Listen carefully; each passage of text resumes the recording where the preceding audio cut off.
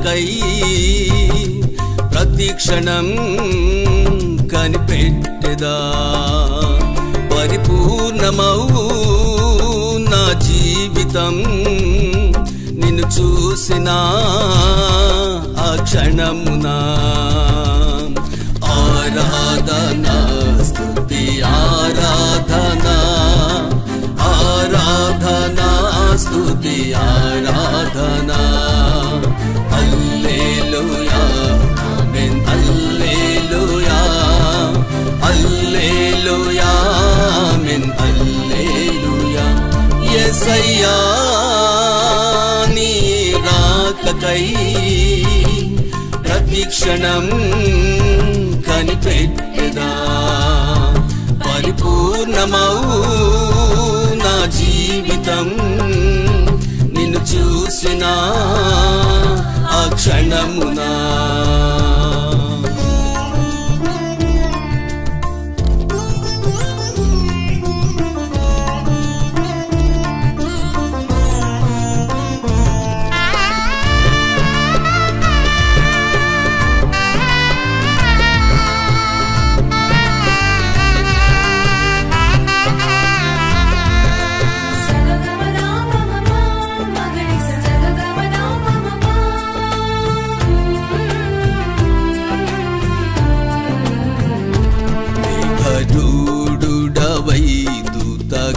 మూలతో పూర శబ్దముతో దిగి వచ్చు వేళ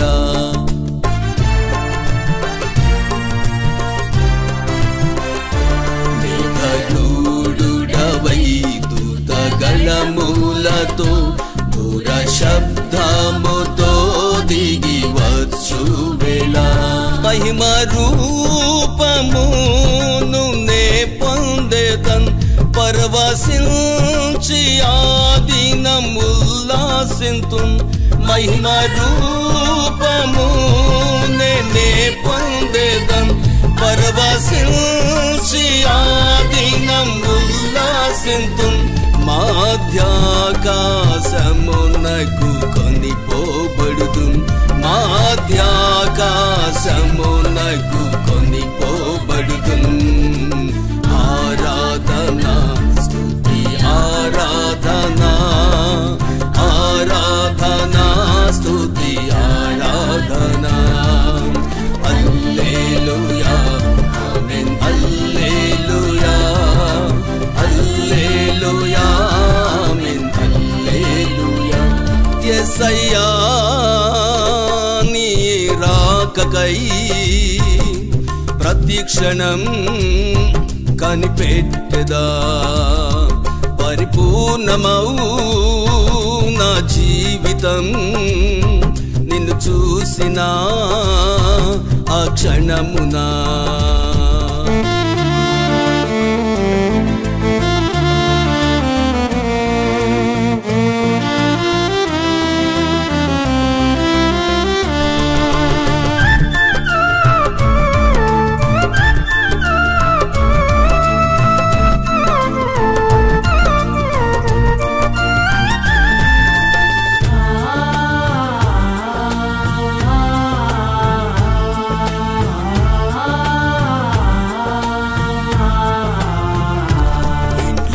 కుమారుడై వధువు సంఘానికై దిగి వచ్చు వేళ సన్నమాయేను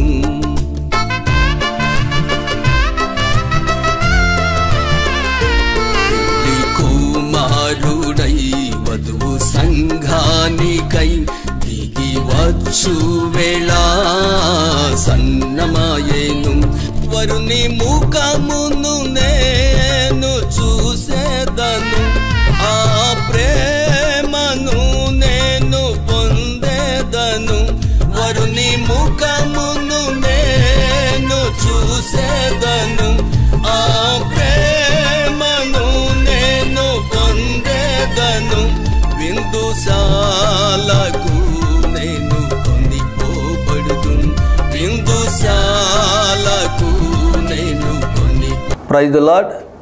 మన ప్రభు అయిన యేసుక్రీస్తు నామములో మహోన్నతుని స్వరము అనేటువంటి కార్యక్రమాన్ని వీక్షిస్తున్నటువంటి మీ అందరికీ హృదయపూర్వకమైనటువంటి వందనాలు తెలియజేస్తున్నాను. సహోదరి సహోదరులారా, మరొకసారి మీ ముందుకు రావడానికి దేవుడు నాకు ఇచ్చినటువంటి సదవకాశాన్ని బట్టి దేవుని స్తుతిస్తూ ఆయన నామములో ఈరోజు దేవుని వాక్యాన్ని ధ్యానిద్దాం. దానికి ముందుగా మనము ప్రార్థన చేసుకుందాం. కృపా సత్య సంపూర్ణుడైన మా ప్రియమైన పరలోకపు తండ్రి, మీ పరిశుద్ధ పాదాలకు వందనాలు, స్తోత్రాలు. మరొకసారి మాకు మీరిచ్చినటువంటి అవకాశాన్ని బట్టి స్తోత్రం. ఈ దినం నీ వాక్యములో నుండి ఈ కార్యక్రమాన్ని వీక్షిస్తున్నటువంటి ప్రతి వ్యక్తితో మాట్లాడండి. రక్షణ పొందినటువంటి బిడ్డలు ఇంకా బలపడుటకును, రక్షణ లేనటువంటి వారు రక్షించబట్టుకును, రోగులు స్వస్థత పొందుటకును, సమస్యల్లో ఉన్న వారికి విడుదల కలుగుటకును కృపదయచేయమని ప్రార్థన చేస్తూ నీ దాసుడైన నన్ను సిలువ చాటును మరుగుపరిచి మాట్లాడమని యేసుక్రీస్తు నామములో ప్రార్థన చేసి అడిగి వేడుకొనుచున్నాం తండ్రి, ఆమేన్. మంచిది దేవుని పిల్లరా, ఈ దినం మనము ధ్యానించబోయేటువంటి విషయం ఏంటంటే, దేవాదేవుడైన ప్రభువు ఈ లోకంలోనికి వచ్చి పరలోకములో, నరకములో, భూమి మీద జరుగుతున్నటువంటి ఈ మూడు విషయాలు ఒక సందర్భంగా ఆయన మనతో మాట్లాడినటువంటి విషయాన్ని ఈరోజు మనము ధ్యానించిపోతున్నాం. దానికి ముందుగా మనం ఆ సంగతిని బైబిల్లో చదువుకొని ముందుకు వెళదాం. లూకాసు సువార్త 16వ అధ్యాయము 19వ వచనం నుండి కొన్ని వచనాలు. ధనవంతుడొకడుండెను, అతడు ఊదా రంగు బట్టలను, సన్నపు నార వస్త్రములను ధరించుకొని ప్రతిదినము బహుగా సుఖపడుచుండెడివాడు. లాజరు అను ఒక దరిద్రుడుండెను. అతడు కురుపులతో నిండిన వాడై ధనవంతుని ఇంటి వాకిట పడి ఉండి అతని బల్ల మీద నుండి పడు రొట్టె ముక్కలు ఆకలి తీర్చుకొని గోరిన. అంతేకాక కుక్కలు వచ్చి వాని కురుపులు నాకెను. ఆ దరిద్రుడు చనిపోయి దేవదూతల చేత అబ్రహాం రొమ్మున ఆనుకుంటూ కొనుపోబడిన. ధనవంతుడు కూడా చనిపోయి పాతి పెట్టబడిన. అప్పుడు అతడు పాతాళములో బాధపడుచు కన్నులెత్తు దూరం నుండి అబ్రహాము అతని రొమ్మున ఆనుకొని ఉన్న లాజరును చూచి, తండ్రివైన అబ్రహామా, నా యందు కనికరపడి తన వేలి కొనను నీళ్లలో ముంచి నా నాలుకను చల్లార్చుటకు లాజరును పంపుము, నేను ఈ అగ్ని జ్వాలలో యాతన పడుచున్నానని కేకవేసి చెప్పెను. అందుకు అబ్రహాము, కుమారుడా, నీవు నీ జీవితకాలమందు నీకు ఇష్టమైనట్టు సుఖము అనిపించదువి, అలాగనే లాజరు కష్టం అనిపించిన జ్ఞాపకం చేసుకొని ఎప్పుడైతే వాడు ఇక్కడ నెమ్మది పొందుచున్నాడు, నీవు యాతన పడుచు ఉన్నావు. మంచిది. చదివిన లేఖన భాగంలో దేవాదేవుడు ఈ భూలోకానికి వచ్చి ఆయన చెప్పినటువంటి అద్భుతమైనటువంటి మర్మాలతో కూడినటువంటి విషయం ఇది. యేసుప్రభు వారి లోకానికి వచ్చి ఎన్నో ఉపమానాలు చెప్పారు. మనుషులకు అర్థమయ్యే రీతిగా చెప్పారు. కొందరికి అర్థమైనవి, కొందరికి అర్థం కాలేదు. ఏదేమైనప్పటికీ ఆయన చెప్పిన ప్రతి సంగతి కూడా మనుషులను ప్రభావితం చేసి పరలోకం వైపు మళ్లించేవిగా ఉన్నాయి. అలాగనే ఆయన ఉపమానాలే కాకుండా సత్యాన్ని కూడా బోధించారు.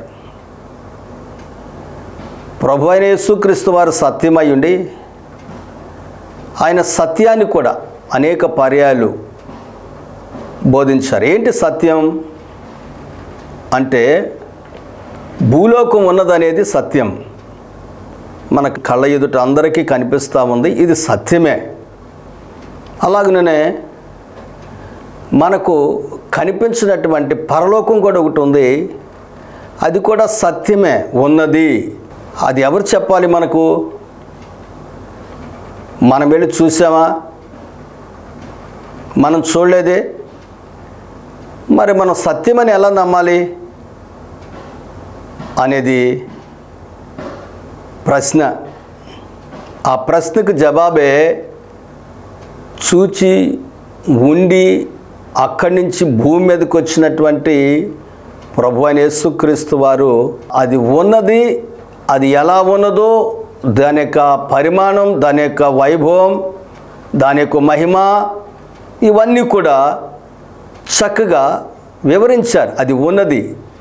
ఆ సత్యాన్ని మనకు తెలియకపోయినా, ప్రపంచానికి తెలియకపోయినా, మేధావులకు తెలియకపోయినా పరలోకం ఉన్నది అనేటువంటి సత్యం ఎవరికి తెలియకపోయినా తెలిసినటువంటి వ్యక్తి వచ్చి ఆ సత్యాన్ని వివరించారు.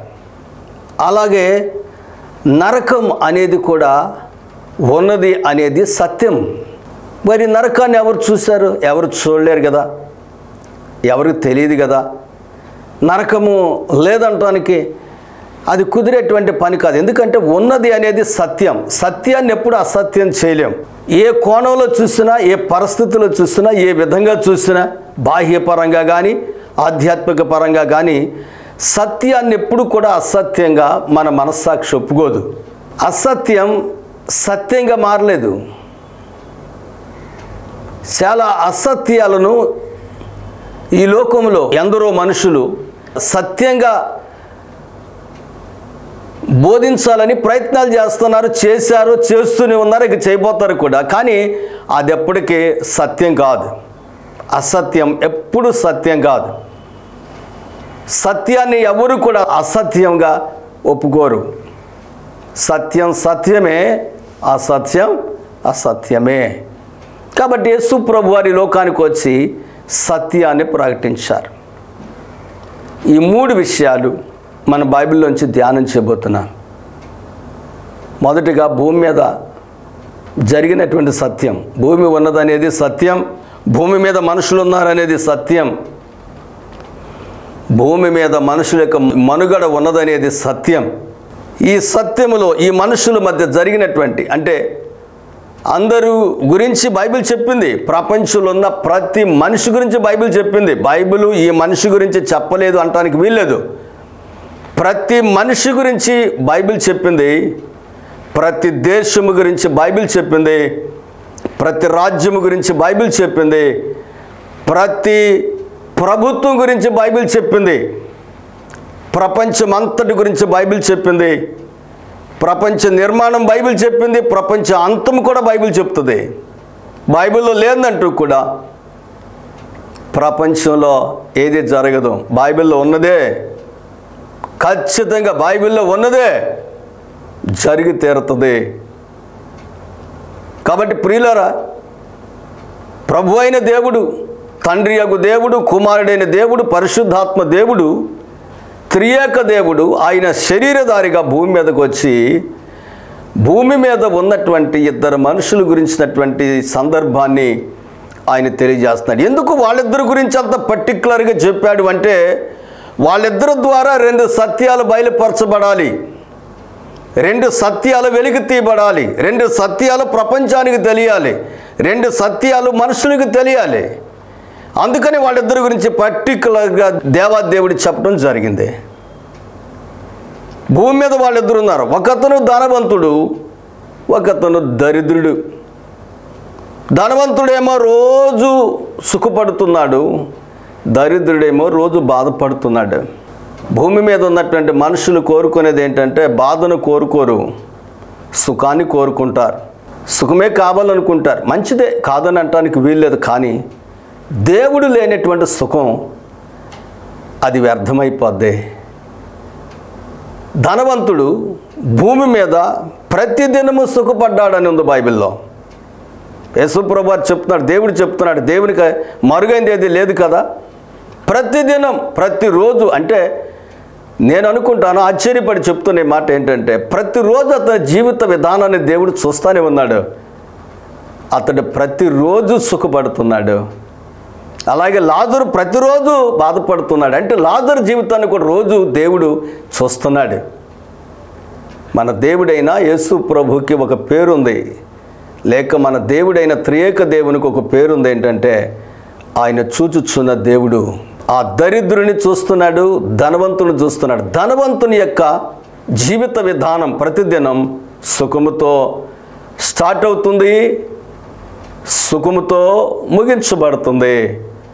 రోజు సుఖపడుతున్నాడు అతను, సంతోషముతో ఈ లోకపరమైన ఆనందముతో, ఈ లోకపరమైన ధనముతో, ఈ లోకపరమైనటువంటి అధికారముతో, ఈ లోకపరమైనటువంటి అన్ని విధాలుగా అతడు వస్త్రాలేమి, అతడు ధరించుచున్నదేమి, తినుచున్నదేమి, త్రాగుచున్నదేమి అన్నిటిలో కూడా అతడు సుఖపడుతూ ఉన్నాడు. ఇదంతా దేవుడు పర్టిక్యులర్గా చెప్తున్నాడు ఈ విషయాన్ని. అతడు ఒక రోజున చనిపోయాడు. ధనవంతుడు చనిపోయాడు. చనిపోయిన ధనవంతుడు పాతాళానికి వెళ్ళాడు. జాగ్రత్తగా గమనించాలి. భూమి ఉన్నదనేది సత్యం ఎలాగో పాతాళము, నరకము ఉన్నదనేది కూడా సత్యమే. అతడు ఎక్కడికి వెళ్ళబడ్డాడు అంటే పాతాళానికి వెళ్ళబడ్డాడు. ఇక్కడ ఒక ప్రశ్న మనం వేసుకోవాలి. ఏంటంటే పాతాళానికి ఎందుకు వెళ్ళాడు? అతడు కేవలం సుఖపడినందువలన పాతాళానికి వెళ్ళిపోతాడా? కానే కాదు. అతడు భూమి మీద ఉన్నప్పుడు సుఖం, ధనం, బలం, మరొకటి వాటి మీద మనసు పెట్టాడు, కానీ వాటి గురించే జీవించాడు, కానీ దేవుని గురించి అతడు జీవించలేకపోయాడు. దేవుడు ఎవరో అతడు తెలుసుకోలేకపోయాడు. దేవుణ్ణి వెంబడించలేకపోయాడు. ధనవంతుడిగా ఉండి దేవుణ్ణి కలిగి ఉండలేకపోయాడు. కేవలం ధనమే ప్రత్యేకత, ప్రాధాన్యత తన జీవితంలో సంచరించుకొని చివరకు ఆ ధన వ్యామోహాల్లోనే బ్రతికి, ఆ ధన వ్యామోహాల్లోనే ఉండి అతడు చివరకు దేవుడు లేకుండా చచ్చిపోయాడు. అతడు చనిపోయిన తర్వాత పాతాళానికి వెళ్ళబడ్డాడు. అది కారణం.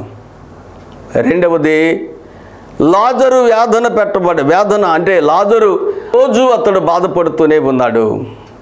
అతని శరీరంలో వ్యాధి ఉంది, ఆహారం లేదు, సరైన వస్త్రం లేదు. అతడు బాధపడుతూ ఉన్నాడు. లేవటం బాధపడుతూ లేస్తున్నాడు. ముగింపు కూడా దినం బాధతో ముగుస్తుంది. చివరకు ప్రియులారా అతడు కూడా చనిపోయాడు. అయితే అతడు దేవదూతల చేత పరదైసుకు అనగా అబ్రహాము రొమ్మున నెమ్మది పొందుటకు అతడిని తీసుకొని పోయారు. కేవలం దరిద్రుడైనందువలన, ఆస్తి లేనందువలన, కురుపులతో బాధపడినందువలన పరదేశంలో నీకు సుఖాన్ని ఇస్తాను రమ్మని దేవుడిని తీసుకెళ్లేది అతన్నే. చాలామంది అనుకుంటారు అలాగని, కానే కాదు. భూమి మీద అతడు ఎన్ని శ్రమలున్నా, ఆహారం లేకపోయినా, వస్త్రం లేకపోయినా, విలువ లేకపోయినా, గౌరవం లేకపోయినా, సరైనటువంటి పొజిషన్ లేకపోయినా అతడు జీవము కలిగిన యేసయ్యను నమ్ముకున్నాడు. ప్రభువుని నమ్మాడు. అతడు ఎప్పుడైతే ప్రభువుని నమ్మాడో ఆ ప్రభు ఇచ్చే రాజ్యము కొరకు ఎదురు చూశాడు. పరదేశు ఉన్నదనేది సత్యం, పరలోకం ఉన్నదనేది సత్యం. కాబట్టి ఆ సత్యాన్ని అతడు గమనించాడు. అందుకే అతడు చనిపోయిన తర్వాత అక్కడకు కొనుపోబడ్డాడు. చనిపోయిన తర్వాత అతడు అక్కడకు వెళ్ళబడ్డాడు. చనిపోయిన తర్వాత అతడు ఆ నెమ్మది పొందినటువంటి స్థలానికి వెళ్ళబడ్డాడు. గమనించారా సోదరి సోదరుడా? ఈ వాక్యం వింటున్నటువంటి నీవు గమనించావా? పరదైసు లేక పరలోకం ఉన్నదనేటువంటి సత్యం యేసు ప్రభు తెలియచేయటానికి ఈ సంగతిని ఆయన తెలియజేస్తున్నాడు. ఈ వ్యక్తుల గురించి ఆయన మాట్లాడుతున్నాడు. పాతాళం ఉన్నది, అది కఠోరమైనది, వేదనకరమైంది అనే సంగతి తెలియచేయటానికి మనుషులకు ఆయన ధనవంతుని గురించి, అక్కడికి వెళ్ళినటువంటి వ్యక్తుని గురించి మాట్లాడుతూ వచ్చాడు. విచిత్రం ఏంటంటే వాళ్ళిద్దరూ ఒక చోటే ఉన్నారు. ధనవంతుని ఇంటి దగ్గరే ఇతడు కూడా ఉన్నాడు. ఇతడు క్రైస్తవుడు, అతడు క్రీస్తుని నమ్మనటువంటి వాడు ధనవంతుడు. ఇద్దరు ఒక చోటే ఉన్నారు. ఇద్దరు రోజు చూసుకుంటున్నారు. నేను అనుకుంటాను లాజరు ప్రార్థన చేసుకుంటా ఉన్నప్పుడు ధనవంతుడు చూసే ఉంటాడు. లాజరు దేవుని స్తుతిస్తున్నప్పుడు, సజీవుడని దేవునికి ఆయన ఆరాధన చేస్తున్నప్పుడు, ఆ దినాల్లో ఉండేటువంటి ధర్మశాస్త్రాన్ని లాజరు పఠిస్తున్నప్పుడు ధనవంతుడు చూసే ఉంటాడు. ఇంకొక అద్భుతం ఏంటంటే లాజరు ఊరికే ఉండలా, ధనవంతుని కూడా దేవుని గురించి చెప్పే ఉంటాడు. కానీ ధనవంతుడు లాజరు మాట పట్టించుకోలేదు. లాజరు ఆరాధిస్తున్న దేవుడు హీనమైన దేవునిగా భావించుండొచ్చు. ఎందుకంటే లాజరు ఆరాధించుచున్నటువంటి దేవుడు లాజరు పరిస్థితిని బట్టి చూస్తే నిజంగా హీనుడుగా దీనుడుగా అనుకోవచ్చు. ఈ రోజులో చాలామంది యేసు ప్రభువా నిమ్న జాతుల యొక్క దేవుడు అన్నట్లుగా ఎప్పటి నుంచో ఈ నానుడి, ఈ ఆలోచన ప్రజల్లో ఉంది. ధనవంతుని దగ్గర ఉండి ధనవంతుని దగ్గర జీవిస్తూ ధనవంతుని యొక్క ముఖాన్ని చూస్తూ ధనవంతుడు ఈయన ముఖాన్ని చూస్తూ వారిరువురు రోజు కలుసుకుంటూ కూడా ధనవంతుడు లాజరుని చిన్నచూపు చూశాడు. లాజరుకు ఉన్నటువంటి ఆ రక్షణ, ఆ రక్షకుడైన దేవుణ్ణి కూడా పక్కన పెట్టి చిన్నచూపే చూశాడు ధనవంతుడు. లాజరు ధనవంతుడు వినకపోయినా చెప్తూ వచ్చాడు. కాబట్టి ప్రియులారా, భూమి మీద వాళ్ళిద్దరి మధ్య జరిగినటువంటి విషయం ఈ రోజుల్లో కూడా చాలామంది మధ్య జరుగుతున్నటువంటి విషయం ఇదే. ఒక ధనవంతుని దగ్గర పాలేరుంటాడు. పాలేరు ప్రభువైన యేసుక్రీస్తు నమ్ముతాడు. కానీ యజమాని మాత్రం దేవుని నమ్మడు. ఆ పాలేరు చెప్తానే ఉంటాడు యేసు గురించి, ఆ దాసి చెప్తానే ఉంటుంది యేసు గురించి, కానీ పట్టించుకోరు వాళ్ళు. మరి వాళ్ళు ఎక్కడికి వెళ్తారు అలాంటి స్థితిలో? ఎంతోమంది ఈ విధంగా నమ్మిన వాళ్ళు కూడా ఉన్నారు. ఈరోజు నీ పరిస్థితి ఏంటి? ఈ లోకంలో సుఖాన్ని కోరుకొని జీవము గల దేవుణ్ణి గుర్తెరగకుండా చనిపోతావా? జీవము గల దేవుని వైపు చూడకుండా గ్రహించకుండా చనిపోతావా? అలా చనిపోతే ధనవంతుడు ఎక్కడికి వెళ్ళాడు? పాతాళం అనేటువంటిది ఒకటి ఉంది, అది సత్యం. అక్కడికి వెళ్ళిపోతావు. ధనమున్నా లేకపోయినా, ఉద్యోగమున్నా లేకపోయినా, జీవము గల దేవుడు ఇచ్చేటువంటి పరలోకము అనేటువంటిది ఒకటి ఉంది, అది సత్యం. దాని దగ్గరకు నువ్వు వెళ్ళటానికి ఇష్టపడేటువంటి ప్రజలుగా ఉన్నటువంటి వారు కూడా ఉన్నారు. ఈ లోకములో మనుషుని జీవితం ఎంతకాలం? 70-80 సంవత్సరాలే కదా. చనిపోయిన తర్వాత నువ్వు ఎక్కడికి వెళ్తావు? నేను ఈ సందర్భంగా ఒక మాట చెప్తున్నా. యేసు ప్రభు నమ్మిన తర్వాత నాకే ఆశీర్వాదం రాలేదు, దీవెన రాలేదు, స్వస్థత రాలేదని బాధపడుతున్నావా? అలాంటి బాధ నువ్వు ఎన్నడూ పడద్దు. ఎందుకంటే నువ్వు బాధపడినప్పటికీ ఇక్కడ నీకు సుఖపడేటువంటి సత్యముతో కూడినటువంటి లోకాన్ని దేవుడు నీకు ఇవ్వబోతున్నాడు. పరదేశు కావచ్చు ప్రస్తుతమందు, తర్వాత పరలోకము కావచ్చు, నిత్య ఆనంద గృహాన్ని దేవుడు నీకు ఇవ్వబోతున్నాడు. ఈ లోకంలో నీకు ఏమీ లేకపోవచ్చును, పరలోకములో నీకు బంగారపు వీధులు దేవుడు ఇవ్వబోతున్నాడు. బంగారపు వీధుల్లో నిన్ను నడిపించబోతున్నాడు. గొర్రెపిల్ల విందు నీకు ఇవ్వబోతున్నాడు. గొర్రెపిల్ల నీకు వెలుతురుగా ఉండబోతున్నాడు. అద్భుతమైనటువంటి పరలోకాన్ని నువ్వు స్వతంత్రించుకోబోతున్నావు. ఇది సత్యమని నువ్వు గ్రహించి ఈ లోకంలో ఉండేటువంటి శ్రమలన్నిటిని కూడా పక్కకు నెట్టి దేవుని స్తుతిస్తూ ఆరాధన చేయి. రోమా సంఘానికి అపోస్తలుడైన పౌలు రాస్తుంటాడు, ఇప్పటి కాలపు శ్రమలు మన ఎదుట ప్రత్యక్షము కాబోతున్న మహిమ ఎదుట ఎన్న తగినవి కాదు అంటాడు. ఎప్పటి కాలపు శ్రమలు మన ఎదుట ప్రత్యక్షము కాబోతున్న మహిమ ఎదుట ఏ మాత్రము కూడా ఎన్న తగినవి కాదు. లాజరు అలాగే అనుకున్నాడు. క్రైస్తవులుగా, దేవుని పిల్లలుగా దయచేసి గమనించండి. దేవుని పిల్లలని మీరు ఎన్ని శ్రమలు మీరు ఎదుర్కొన్నప్పటికీ భయపడకండి. మన కొరకు దేవుడు మంచి దేశాన్ని, మంచి రాజ్యాన్ని, మంచి మహిమను ఉంచాడు. అది నిన్ను ఎదుర్కోవటానికి త్వరగా రాబోతుంది. అలాగే రెండో విషయం ఏంటంటే, ఈ లోకములో ఎంత ధనమున్నా, ఎంత ఆస్తి అంతస్తులున్నా, ఒకవేళ యేసు ప్రభువుని నమ్ముకోకుండా వాటి మీద మనసు పెట్టి వాటి చుట్టూ నువ్వు తిరుగుతూ నీ చుట్టూ అవి తిప్పుకుంటూ జీవిస్తున్నావేమో సోదరి సోదరుడా. 100 మంది స్నేహితులు ఉన్నారేమో, కోట్లాది డబ్బు ఉందేమో, ఉద్యోగ వ్యాపారాలు ఉన్నాయేమో, నాకేంటి అనుకున్నావేమో. నో, నిన్ను ప్రేమిస్తున్న దేవుడు నీతో మాట్లాడుతున్నాడు ఈరోజు. అవన్నీ నీకు ఈ లోకంలో ముఖ్యమే కావచ్చును, కానీ పరలోకము చాలా ప్రాముఖ్యమైంది. పాపక్షమాపణ చాలా ప్రాముఖ్యమైంది. నీ పాపాలు దేవుని దగ్గర ఒప్పుకో. నీ ధనం నిన్ను పరలోకం తీసుకుని వెళ్ళదు. నీ ధనం నిన్ను దేవుని రాజ్యం తీసుకుని వెళ్ళదు. నిత్యరాజ్యంలోకి తీసుకుని వెళ్ళదు. నరకం అనేది ఉంది, అది సత్యం, అక్కడికి వెళ్ళిపోతావు. కాబట్టి అక్కడ నువ్వు తప్పుకోవాలంటే నువ్వు జీవము కలిగిన యేసు ప్రభువుని నమ్ముకోవాలి.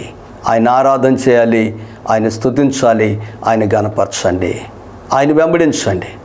మీ ఊరిలో సేవకులు ఉంటారు, మీ ప్రాంతంలో దైవజనులు ఉంటారు, సంఘాలు ఉంటాయి.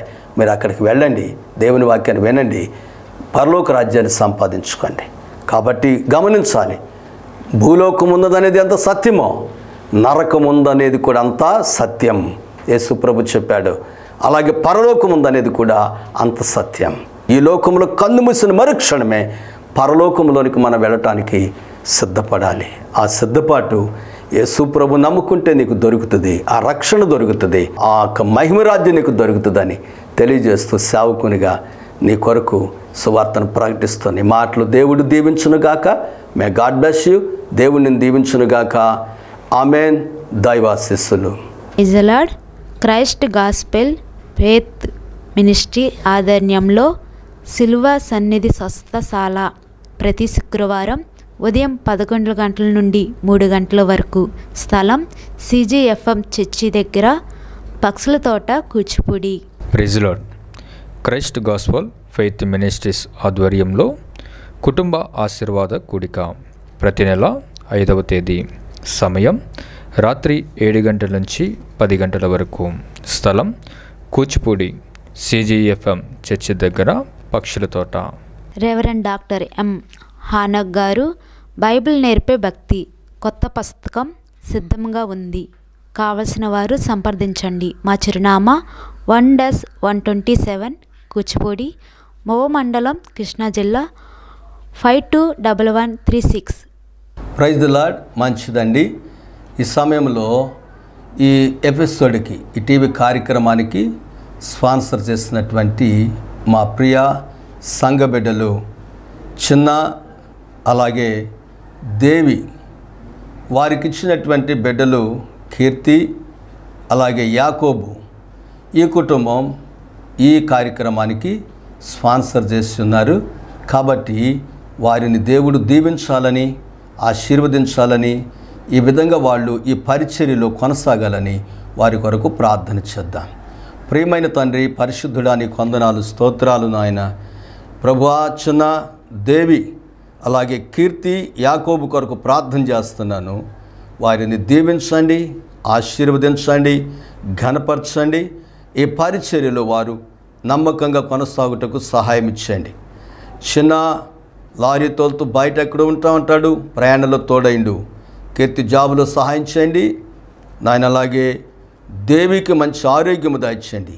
యాకోబు కూడా బయట పనిలో ఉంటాడు, ఆ బిడ్డ ప్రయాణంలో కూడా తోడైండు. చదువులో ఆ బిడ్డకు సహాయం చేయండి. వారికి కావలసిన దీవెన, ఆశీర్వాదములు మెండుగా దయచేయమని ప్రార్థన చేస్తూ నీ కృపగా అప్పగించుకుంటూ యేసు నామములో ప్రార్థించి అడిగి వేడుకొనుచున్నాము తండ్రి. ఆమేన్.